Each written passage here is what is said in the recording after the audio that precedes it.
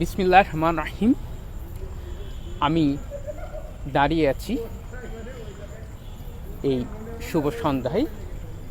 আমার সামনে উপস্থিত আছেন আমাদের শ্রদ্ধেয় শিক্ষক জনাব মোহাম্মদ শফিকুল ইসলাম, অ্যাসিস্ট্যান্ট টিচার, মধ্য Bagdanga government primary school, Jessore. স্যারকে পেয়ে আমি অত্যন্ত আনন্দিত। প্রথমে স্যারকে আমি শুভেচ্ছা জানাই। স্যার, আপনি তো শিশুদের মেধা এবং চিন্তা চেতনাকে বিকাশ ঘটানোর জন্য যে কাজ করেন, এই জায়গা থেকে আপনি যদি শিশুদের যে মনোযোগ ক্ষমতা, তাদের চিন্তা চেতনা, তাদের বুদ্ধির বিকাশ ঘটানোর জন্য যে প্রক্রিয়া, সেইটা যদি একটু তুলে ধরতেন আমি খুবই আনন্দিত হতাম। আচ্ছা, ধন্যবাদ রাশেদ ভাইকে।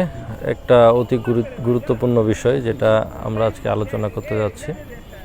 তো প্রথমে আমি যেটা বলতে চাই সেটা হচ্ছে বুদ্ধিভিত্তিক বিকাশের কথা আপনি বললেন। জি। তো আমাদের বিকাশটা আসলে দুই ধরনের হয়, শারীরিক এবং মানসিক। জি। তার মধ্যে সবচেয়ে গুরুত্বপূর্ণ যে বিষয়টি সেটা হচ্ছে বুদ্ধিভিত্তিক বিকাশ। তো একটা শিশু যখন মাতৃগর্ভে থাকে, তো গর্ভ থেকে ভূমিষ্ঠ হওয়ার পরপরই তার আসলে বুদ্ধিভিত্তিক বিকাশটা আস্তে আস্তে শুরু হয়ে যায় এবং ধারণা করা হয় যে 8 থেকে 11 বছর পর্যন্ত এইটা খুব ভালোভাবে হয়। জি। তো এই সময়টা অতি সেন্সিটিভ একটা সময়। তো শিশুর প্রত্যেকটা দিন, প্রত্যেকটা সময় এই সময় বিকাশ সাধন হয়ে থাকে। তো এই সময়টা অনেক বেশি গুরুত্বপূর্ণ এবং ওই বিকাশের ক্ষেত্রে ভূমিকা রাখে তার পরিবার, তার পরিবেশ, তার প্রতিবেশ, অর্থাৎ তার আশপাশে যা কিছু আছে সব কিছুই। আর বুদ্ধিবৃত্তি বিকাশ ছোট করে আমরা যেটা বলতে পারি সেটা হচ্ছে মস্তিষ্কের বিকাশ। অর্থাৎ মস্তিষ্ক তার যতটা দক্ষ হবে, তার বুদ্ধিভিত্তিক বিকাশটা তত বেশি দৃঢ় হবে, এটা বলা যেতে পারে।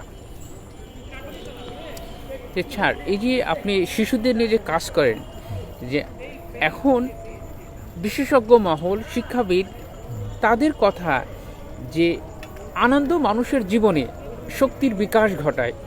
এখন এই শিশুদের তাদের আনন্দ, তাদের উৎফুল্লতার মধ্য দিয়ে কিভাবে শিক্ষা কার্যক্রম পরিচালনা করা যেতে পারে বলে আপনি মনে করেন স্যার? আচ্ছা, শিক্ষা কার্যক্রমের মূল যে দিকটা দেখা উচিত সেটা হচ্ছে আনন্দদায়ক শিখন। অর্থাৎ একটা শিশু যা শিখছে সেটা সে আনন্দের সাথে শিখছে কিনা। অর্থাৎ কোনো একটা শিখন, অর্থাৎ কোনো একটা শিক্ষা যদি শিশু ভীতির সাথে শিখে থাকে, তাহলে সেটা তার মস্তিষ্কে খুব বেশি স্থায়ী হয় না। দেখা যায় যে ওই শিখনটাই যদি সে আনন্দের সাথে শেখে, তাহলে তার শিখনটা অনেক বেশি স্থায়ী হয়ে থাকে এবং বাস্তব জীবনে সে সেটা প্রয়োগও করতে পারে। যখন সে ভীতির মাধ্যমে শিখে, অর্থাৎ সেটা শেখা হয় না, সেটা কোনোভাবে তার মস্তিষ্কে ঢুকিয়ে দেওয়া হয়, যেটা সে বাস্তব জীবনে প্রয়োগ করতে পারে না। তো আমরা শিশুর আনন্দদায়ক শিখনের ক্ষেত্রে সবচেয়ে বেশি গুরুত্ব দিতে হবে। আর এই আনন্দদায়ক শিখনের জন্য আমাদেরকে যেটা করতে হবে, শিশুদেরকে কোনো কিছুই শেখানোর সময় শুরুতে ভীতি প্রদর্শন করা যাবে না, বা কোনো বিষয় খুব বেশি কঠিন বা কোনো বিষয় খুব বেশি হার্ড, এই বিষয়ে শিশুদেরকে বলা যাবে না। কারণ আমরা যারা শেখাবো তাদের কাছে কোনো বিষয় কঠিন হলেও অনেক ক্ষেত্রে দেখা যায় শিশুদের কাছে বিষয়টি খুবই সহজ, কিন্তু কঠিনভাবে উপস্থাপনের জন্য সে বিষয়টি আসলে অ্যাবজর্ব করতে পারে না। তো আনন্দদায়ক শিখনটার গুরুত্ব অনেক বেশি রয়েছে এখানে। স্যার,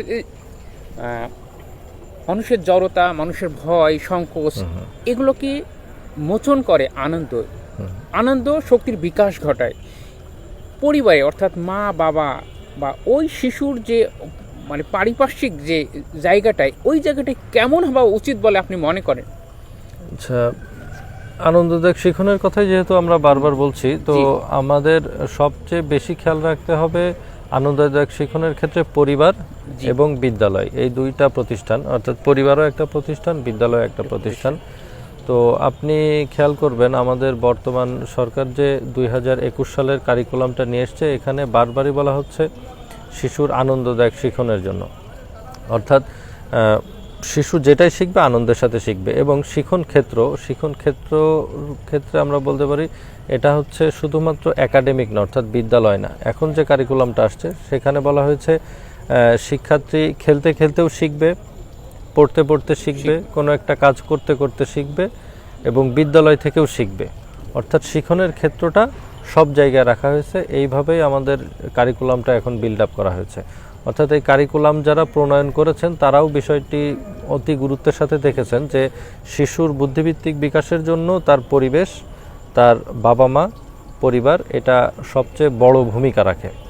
তা আমাদের পরিবেশটা হওয়া উচিত চিলড্রেন ফ্রেন্ডলি, অর্থাৎ বাচ্চাদের সাথে বন্ধুসুলভ আচরণ করতে হবে এবং প্রত্যেকটা জায়গায় তাদের বেড়ে ওঠার জন্য যা যা করা উচিত তার প্রত্যেকটা জিনিসে তার পরিবেশ থেকে তাকে সাপোর্ট দিতে হবে।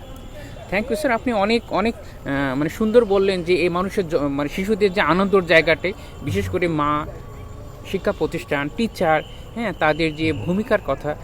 এখন আমি আপনার কাছে জানতে চাই যে একটি শিশু সুন্দরভাবে যখন তার শিক্ষা লাভ করবে, শিক্ষা গ্রহণ করবে, সেই ক্ষেত্রে তার মস্তিষ্ক আরও শানিত করার লক্ষ্যে কি কি খাদ্য এবং কি কি তার জীবনযাপনের মধ্যে বাস্তবায়ন ঘটলে তার মেধা সত্যিকার অর্থে শানিত মেধা হিসাবে প্রকাশ পাবে? আচ্ছা, এক্ষেত্রে বলা যেতে পারে শিশুর বিকাশের জন্য যেমন আপনি উল্লেখ করেই ফেললেন যে খাদ্যের ব্যাপারটা রয়েছে। তাকে অবশ্যই সুষম খাবার প্রোভাইড করতে হবে, কারণ সে যখন সুষম খাবারটা পাবে, সুষম খাবার মানেই কিন্তু দামি খাবার নয়। সুষম খাবার বলতে আমাদের যে খাদ্যের 6টা উপাদান রয়েছে, এই 6টা উপাদান যাতে নিহত থাকে এবং তার মেধাটাকে শানিত করার জন্য তাকে শুধুমাত্র পাঠ্যপুস্তকের জ্ঞান দিলেই হবে না, তাকে সামগ্রিকভাবে একজন সমাজের উপযোগী করে গড়ে তোলার জন্য তাকে খেলাধুলা, তাকে সৃজনশীল কাজ, জ্ঞান আহরণ সব বিষয়গুলোতেই তাকে খেয়াল রাখতে হবে এবং তাকে শুধুমাত্র পড়ার টেবিলে বসিয়ে না রেখে সে যাতে পরিবেশে, অর্থাৎ বাস্তব পরিবেশ থেকে শিখতে পারে সেই ব্যবস্থাটা তাকে করে দিতে হবে। স্যার, আপনাকে আবারও ধন্যবাদ। এই যে খেলাধুলা, সব থেকে শিশুরা আনন্দ পায় খেলাধুলার মধ্যে, এই খেলাধুলার মধ্যে শিশুদের এত যুক্ত করার পেছনে কারণ কি বলে আপনি মনে করেন? যে খেলাধুলার পেছনে যুক্ত করার কারণ বর্তমান প্রেক্ষাপটে দুটি। একটি হচ্ছে বর্তমান সময়ে দেখা যায় যে শিশুদের খেলার জায়গা খুবই কমে গেছে, অর্থাৎ শিশুরা যে বাইরে গিয়ে খেলবে সেই জায়গাটাও কমে গেছে এবং অভিভাবকবৃন্দ যারা আছেন তারাও খেলার বিষয়টাতে গুরুত্ব কম দিচ্ছেন, এটা একটা। আর একটা হচ্ছে আগে থেকে প্রতিষ্ঠিত একটা সত্য সেটা হচ্ছে শিক্ষার্থী বা শিশু তার বিদ্যালয় থেকে, অর্থাৎ পাঠ্যপুস্তক থেকে যে জ্ঞানটা আহরণ করে তার চেয়ে অনেক বেশি জ্ঞান আহরণ করে তার বাস্তব অভিজ্ঞতা থেকে, এবং বাস্তব অভিজ্ঞতার মধ্যেও সবচেয়ে গুরুত্বপূর্ণ হচ্ছে খেলার বিষয়টি। আর খেলার মধ্যে একজন শিশু কি পরিমাণ শিখতে পারে আপনি শুনলে অবাক হবেন যে একজন শিশু সে খেলার মাধ্যমে নেতৃত্ব দান শিখতে পারে এবং নেতৃত্ব দানের পাশাপাশি শৃঙ্খলাবোধ, অর্থাৎ আপনি খেয়াল করবেন আমাদের দেশে যতগুলো খেলা প্রচলিত আছে, সেটা আঞ্চলিক খেলা হোক বা জাতীয় পর্যায়ের খেলা হোক, প্রত্যেকটাতেই কিছু ধরাবাঁধা নিয়ম থাকে। সেই নিয়মের মধ্যে তাকে মেনে ওই খেলাটা খেলতে হয়।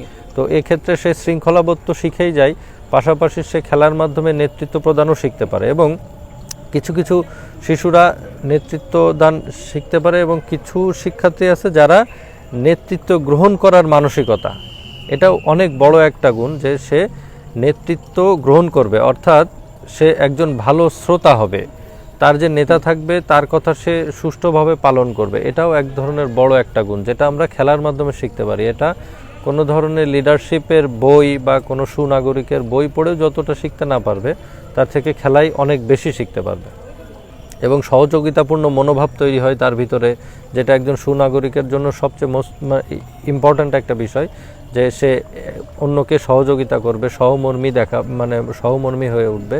এইগুলো খেলার মাধ্যমেই হয়ে থাকে। স্যার, আপনার কাছ থেকে আজকে অনেক অনেক তথ্য পেলাম, বিশেষ করে একটা শিশুর খেলাধুলা, তার পিতামাতা, শিক্ষক, তার জীবনযাত্রা সব কিছুর মধ্যেই একটি শিশু জ্ঞান অর্জন করে তিনি একটি সুস্থ সুন্দর শিক্ষার্থী হিসাবে গড়ে উঠবে সেই আশাবাদ ব্যক্ত করে আপনার আবারও ধন্যবাদ এবং আমি কৃতজ্ঞতা জানিয়ে এখানেই শেষ করছি। ধন্যবাদ। আসসালামু আলাইকুম। ওয়ালাইকুম।